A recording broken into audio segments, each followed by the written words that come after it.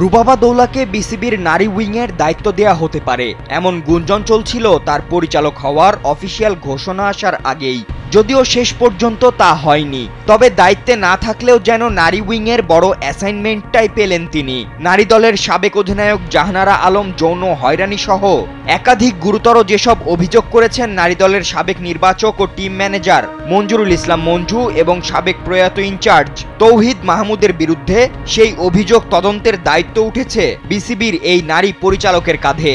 এই ঘটনায় গেল রাতে ৩ সদস্যের কমিটি গঠন করেছে বোর্ড। স্কিন শুষ্ক রুক্ষ হয়ে যাবে বলে কি বাইরে যাবে না?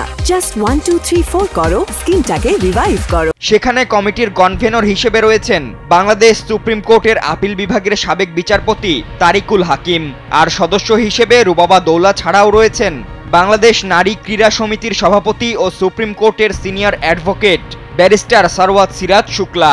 এই কমিটি নারী ক্রিকেটে সাম্প্রতিক অস্থিরতার পেছনের ঘটনাগুলো বিশ্লেষণ করবে এবং অভিযোগের সত্যতা যাচাই করে বিসিবিকে সুপারিশ দেবে বলে জানা গেছে। এখন চোখ থাকবে তদন্ত কমিটি কিভাবে এই সংবেদনশীল ও নজিরবিহীন ইস্যুতে সঠিক দিক নির্দেশনা দিতে পারে এবং নারী ক্রিকেটে আবারও বিশ্বাস ও মর্যাদা ফিরিয়ে আনতে পারে কিনা।